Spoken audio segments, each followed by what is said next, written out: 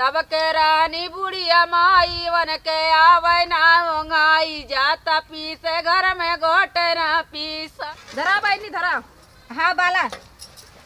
करे तो के कहा थी तय बाल दे तय ना बाल सकती हमरे ना आवत अम्मा बाला ने काय अबाला खाली भतारे के लगे सुतते है अबाला खाली ऐसे ऐसे करे अबा सोचबो अम्मा फालतू बोलत थी ठीक बोलत है। अरे तो सास हो तो सास नहीं अंडा ने जेठान का करे बना कोशिश करत हूँ सास है एक के काम करे कदे कहियन हम आयल है जौनपुर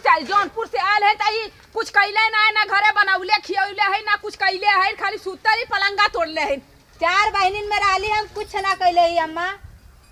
4 बहन में राबू लुलू तो का तू पाल ले लालू बतावा वो 4 बहन में लालू है तब तू तो कालू को पता चला था हमरा घरे कुछ करे का ना होई बस तो के खाए खोई रहे खोई तो है ला ना एक काम तू करा ना एक काम वो करे एको काम कहां करे लायक हो तुम लोगन हैं। ए अम्मा वो गांव से आए न उनके करवावा ना का कहा थी रे कहा तैला अम्मा बड़को से करवा लेवा करा ना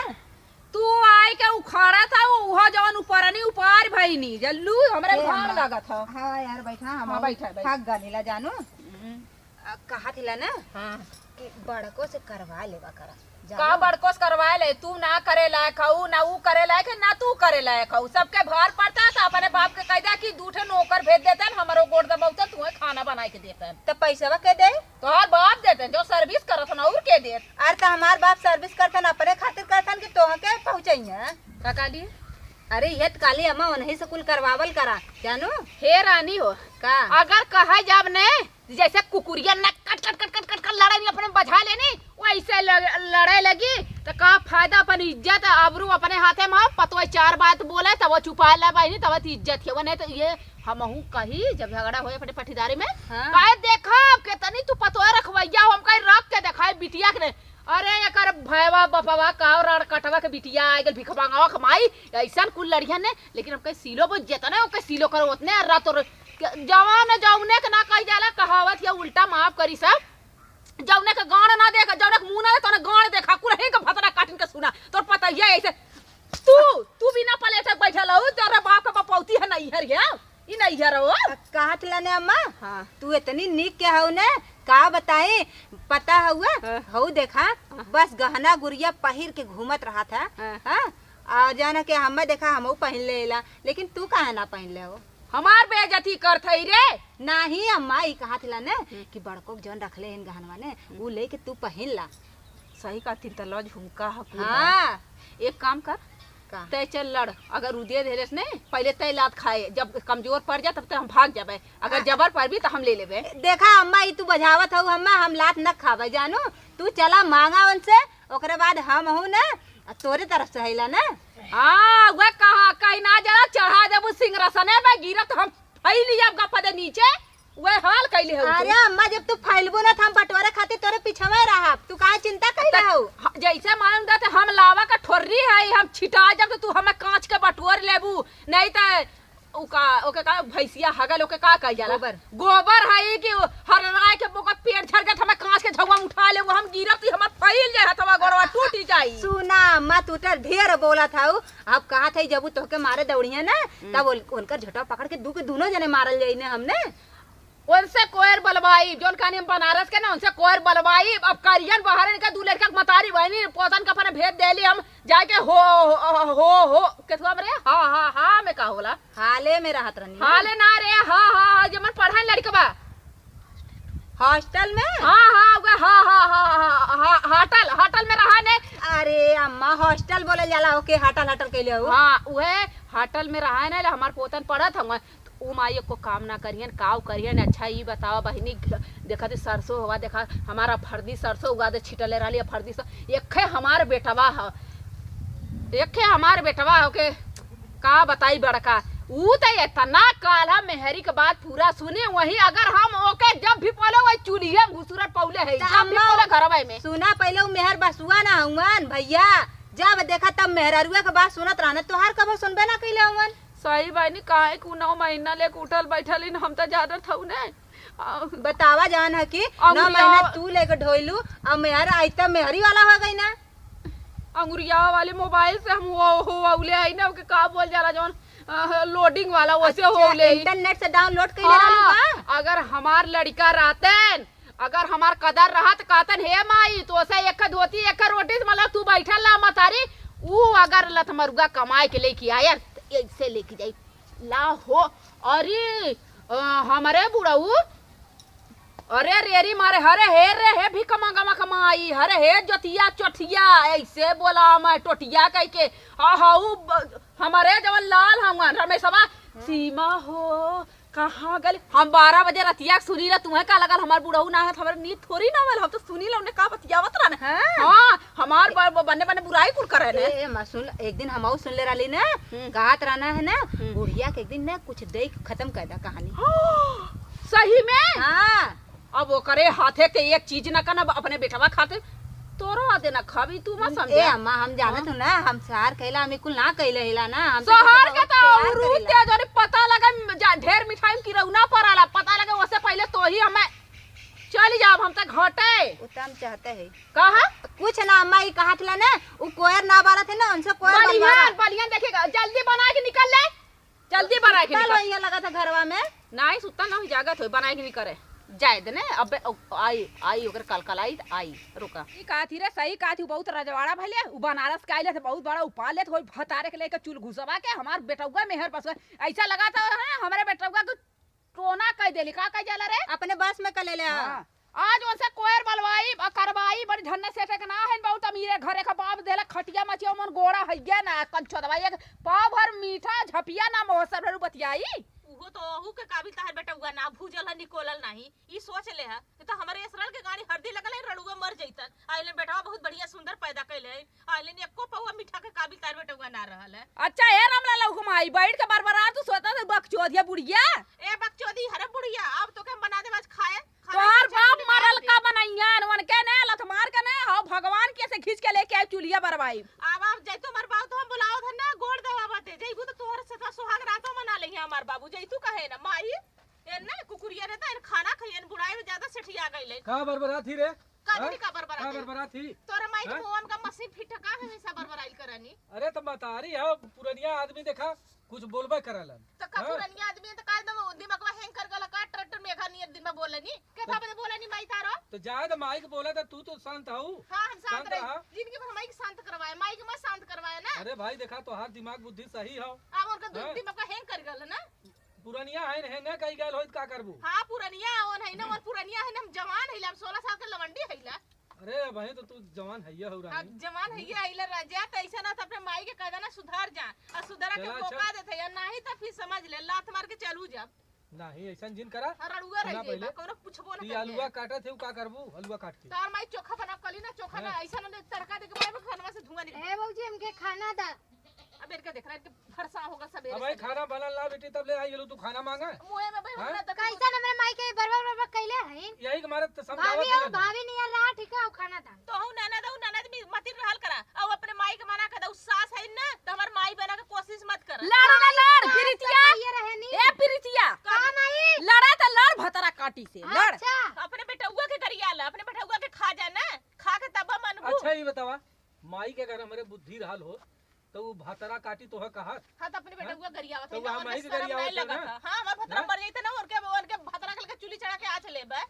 हमरे बाऊ के कैसन गरियावत हो चला ठीक हां है तो अच्छा तहार बाऊ उधार माई ना गरियावत ने हमरा दिमिया तोर बाऊ को छोड़ दे वो बुढ़ाई में लाली लिपस्टिक लगा के चमकिया हम बूढ़ा अब ये भरत जवानी में हम चलब राड़ हो जब ऐसे बतियावत हो और बुढ़ाई में बुढ़वा के लेके सुती है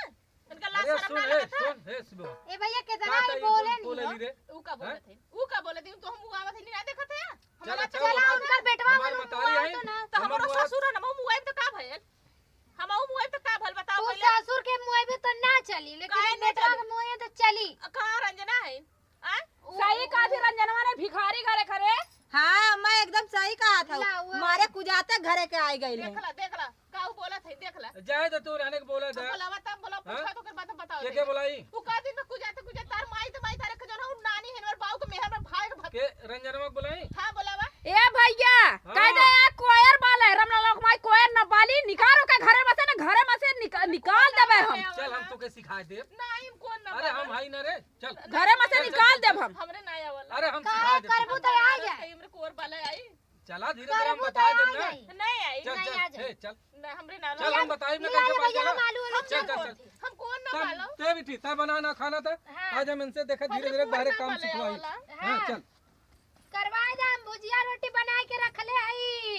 कोयर वे डलवाई दिया, गोबर ओबर कुल करवाई दिया, उठवाई दिया। हां माई तो हमारे भतारा मेहर बन के बैठल है नानी हमार अंदरवा। देखा मेहर बना दी कि भुजिया रोटी बनावा थी तो के तुसे बदे हमार समझ पाने कोशिश कैले हूं ना। ज्यादा चल पहले बोला कुंवर मत। बांधता है। अरे बिटिया बतावा लड़ ना लड़ प्रीतिया लड़, देखी का करे लगा फाड़ न देव गोड़वा हम। हां एक काम ना धंधा करिया ना खेते में करिया ना लहसुन नी रौनी ना धनिया बौनी ना गोड़नी ना पैतनी, ऐसा लगे कि बहुत राजा धमरुआ के बिटिया आयल है, अंबानी के बिटिया है, खरीद ली हन सबके। जे करे एक पार्टी में गोड़ा ना महोत्सव भइल उ लत मरुआ बिटिया का बतियाई हमसे रे। ओकरे कितना औकात बाटे जौन उ बतियाई। आप मेहर बसुआ रे लेके उते कहां का करत है?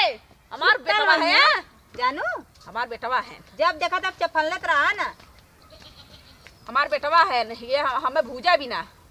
एक ना काम ना है माई का रे भैया। ये लिया आए ते हाँ।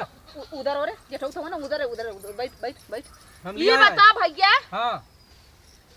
बाप तो तोहार खाली जोगवे के चक्कर में काने जब तक हमारा बूढ़ा जांगर चला था तब तक हमें कमाया था, जौने दिन हम वो लायक न रह जा वही दिन हम जवन कमैला हमें आगम के लिए हम बेटा बिटिया बिहे देली थी, एक लड़की है। ई बतावा 12 बजे सूत के उठियन, ई घरे में ना करियन, इन्हें लोगन बाहरे ना करियन, घरे में ना करियन, तो बतावा कि कितनी बड़ी माई करेजा करे। बतावा भैया कि हम ये लोग सुताई कैदा, इन लोग को गोड़ दबाई, ये लोग कपड़ा धोई, मुंह दबाई, यह करी हम, ये हमारा उम्र समय है। हे माई ऐसन जाए दे, हम आज एक जिदियाल है इन्हें जवन का भी तय हम कुल काम करवाई, जौन नहीं जबरी करवाई बका जबरी करवाई भो कुछ नहीं आवला, हमारे खाली दाल चावल सब्जी रोटी बनावा वाला। नहीं तो हम बाहरे अब करवाई काम। बारे हम का करब, बारे में न कोर वाला और गोबर छोर हमने ई ना बनारस से आइल हो तो काम मेहदी रच के आइल हो, कोनो काम न करबू। जब बनारस हाँ? वाला लेवे दे तब कहला ना बनारस मत करा। बनारस में उगा खैले पिज्जा बर्गर अम्मा। हाँ पापी बर्गर पापी और बानर खैले हिन, बानर खा के आयल है, बानर खाए के। बानर का होला? अरे हे माई का तय बोले तोरे बोलहू तो ना आवत। कहो जोन है से हाँ, कई पापी पावरोटी। ना कह जात, हां पाव रोटी होला, अच्छा पाव रोटी चाय और वो बानरा जौन खा जाला है ऐसे ऐसे बर्गर। बर्गर ओके कर बानर खैले ना मुनोचबा खैले है, अरे ये माई खैले कई है। का बोलली तार माई के ए हमरे माई की जरा तरीको बोलहू सब ना हो। तार माई ना हाँ? जोन दिमाग को कुल ऐसा पार ना दे माई हमार बहुत पुराने जमाने का हो, एकरे ई कुल जमाने में तो रहा 4 बजे जवनिया तो बहुत 4 बजे भोरे हाँ, में तो रनिया बढ़िया है 4 ना। बजे भोरे में हम बतावा जाता पीसी जाएगा पुरवट हाकी पानी हम इनारे से काढ़ी, हमार बुढ़िया सुतता है ना दे 12 बजे राती के काहे चल पिसान पी कब्बो पहले बुढ़िया रहे ना घर में आटा ना घटे, अब के तो घट जाए घर में सामान ओरा माई। जाए भैया ए माई का। जब तय हम सबे नान नान रहे हाँ। जतवा पीसत के गनवा जौन गावत रहली उहे गनवा गौती माई है, गाई? तोरे मुहा का बहुत निक लगाला। गाई हाँ तई गाँव तब के रानी बुढ़िया माई वन के आवे ना ओंघाई, जाता पीसे घर में घटे ना पिसनवा ना। तब के रानी बुढ़िया माई वन के आवे ना ओंघाई, जाता पीसे घर में घटे ना पिसनवा ना। अब के आईनी नाई की माई अन के आवेला ओंघाई, अब के आईनी नाई की माई अन के आवेला ओंघाई, कहरत जानी जानी तय अस्पतालवा ना। ले सुन ले। हाँ माई सही कहा थे, आजकल जौन हो पहले तू सबे जाता फाता पीसत रहलू तोरे घर ही लड़का हो जात रहल पुरानियन के। वही भैया हाँ। नान ना राला घसर घसर पैदा कैले है। का थी रे तो तू खियावत है का बड़की बोलत है तोरे अवकाश तो ना एको फायदा नान नान राला। अगर तो लोग चड्ढी जुटे गनी नंगा हमार भैया लोगन ऐसे टारे ज्यादा के बैठा ले अपने जंगल पीसी तू का जानबू हमार माई एक के रोटी बनबा तो मन 4 टुकड़ा कह के एक टुकड़ा हम सबके दे। हैं अरे देखा अपना न खाए हम सबके रखले रहे जतन से कि हमार बच्ची लोग खेल के यहाँ एक रोटी में से तने बड़ा बड़ा बूढ़ा दे, एक में से 4 टकरी तन के भैया लोगन के साग दे, हम खाई ना। हमार भैया लोगन पढ़ के आवे बस्ता लेके हम न खाए भैया के। तू का जानबू तू का जानबू कि तू चौका छक्का मारत रही। कहा कुछ नहीं तू तो वह खैले हो का खैले रे। अरे वह दोना चाट के आइल हाँ, बनारस बस। का। दोना चटा हाँ? में तो औकात चाहिए, रुपया चाहिए तब दोना चटाला। और रुपया तो आंखें देखबा ना करलू तो दोना अच्छा चट्ठा लड़का पैदा कर हम रुपया ना देखली बिहा देली गवा आई कैलू बतियावत तू हे अम्मा सब वही क्यों भी जाई लेके बिया करके चली आई आज तक हम तोहके कुछ ना काली है देख ला तब करी न बिया कैली गईली भड़भड़ावा बाजा कैली भड़बड़ावा बाजा लेके गली जो बेटा वो से भड़बड़ा लेके गई भड़भड़ावा बाजा कैली भैया एकदम भम भम बाजा ला रे ढोल ताशा अरे डीजे के बात हाँ कहत उसका है सलवा कैली का ना कैली कुल कैली और नचनिया कैली नचनिया सदी न चले हो तू पैसा बच गल हो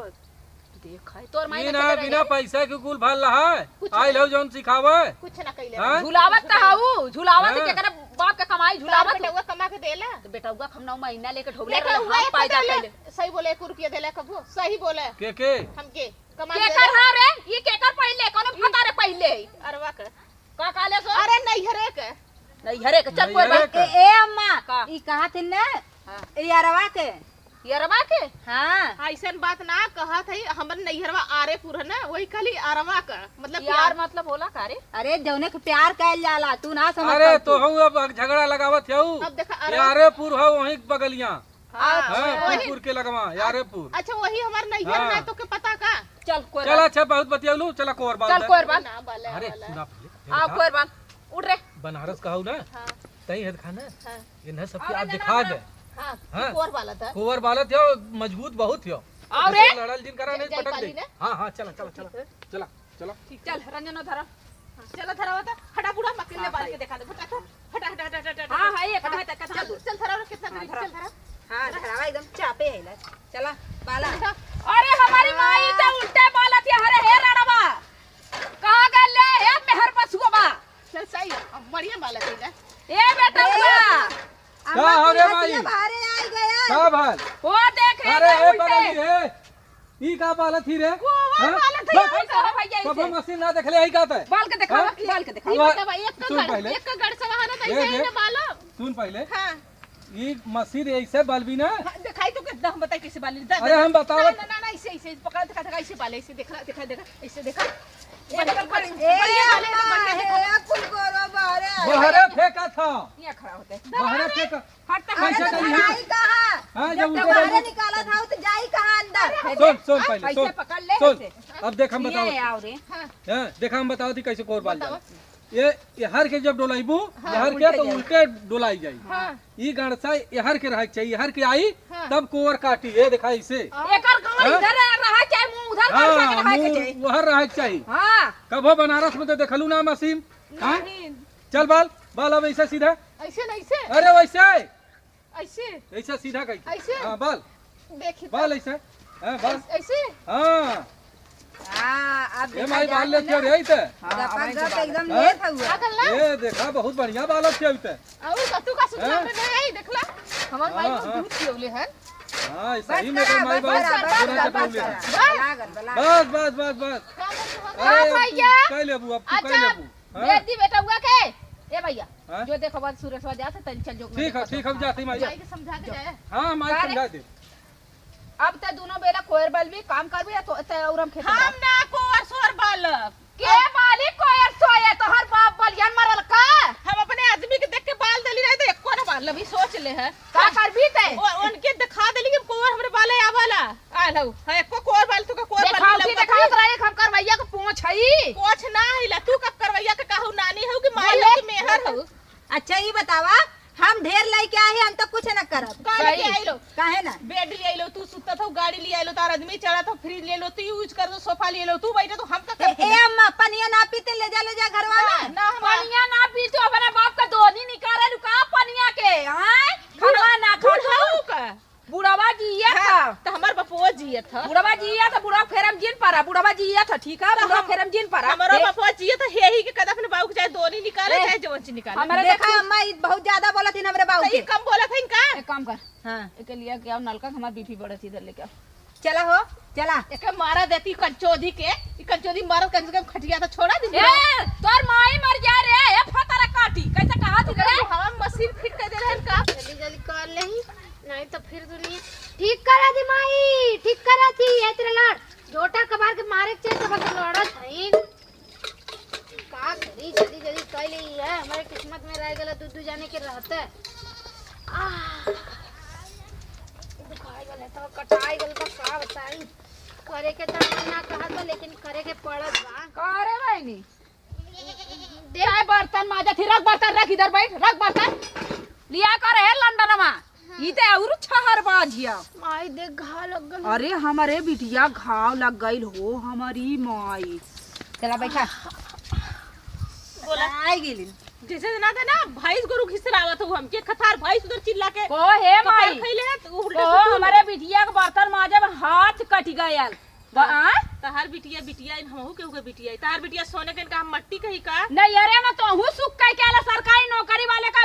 बहिन रहलू तोहू खूब खटिया तोरालू हमारे बिटिया काहे का दू जना सानीन हो हमार बिटिया काम करे अरे वो हे बहुत काम अम्मा न करी तो का हम्मा होई? का तू बोलत हो उ हम डेढ़ा तार बित्ता निकली है ना कहा ए चुप रह उ डेढ़ा बित्ता कहा अगर वो काम न करी तो बढ़ी कैसे तोरा बहुत करिया रहे तोर माई उज्जर कैसे पैदा कर कौता उड़ गई है का रे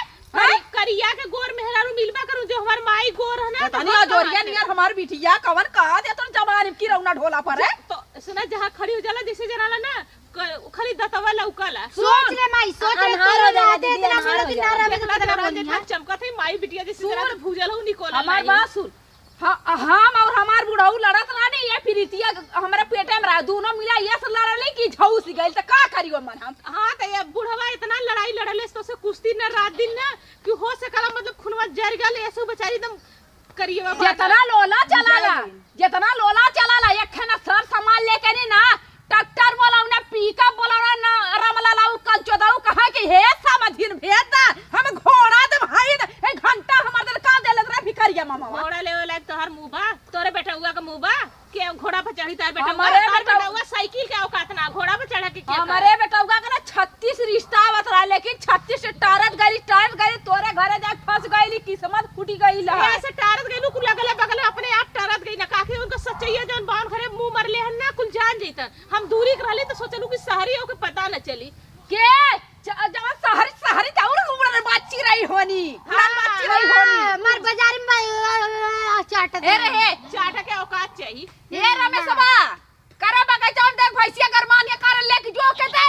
चिल्ला के छिनारी यही में ठीक है लेके जात है माई माई हो त गरमैला है जो देख बकड़ी पर खेत में जो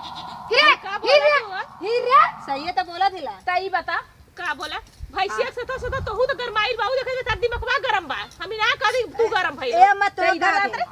के गरमायल है रे तू के गरमायल हो अरे अम्मा तू गरम हो तो पर टनटनात हो टनटनात है त एक काम ना करबी एको धंधा ना करबी बताओ त का करबी कवर कोलू ई का कहतो कैसे भइल का तू गरमाइल गरम ई का होला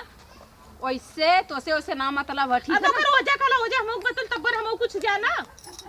ओकर कौनो वजह ना है सुन पहले हाँ, ते बता। काम धंधा करबी कैसे रहबी हम न करब खाली मुंह ते बतिएबी हां मुजोरी बतिया कैसे मुंह बतिएबी रे चोरी भी सिन्ना जोरी भी ये कमा चोरी सिन्ना जो का तर लड़ा तू लड़ाकू बने था आज हम जितने बोला थी उतना तू बराबर बोला तू हमार सास हूं त का तू हमर बाऊ के मेहर हो का हो तू हमर सवात हो का तो हम बर्दाश्त कर कैसन सबत रे वो बूढ़ावा कौन पूछी रे कंचोदवा के जब हाथ गोड़ सिस्टम कुल ढील हो गल कंचोदा का भगाउती ले जा के माता माई उठा ले जाओ के का रखब रे ट्राई कैले का कि उनका सिस्टम खत्म है एक बार जाकर ट्राई करके देखा सिस्टम खत्म है बढ़िया से तो ना ठंडो कर देंगे अरे हां ठंडा कह दी है बड़ी बात कही हूं नहीं हां खाली लड़ा कट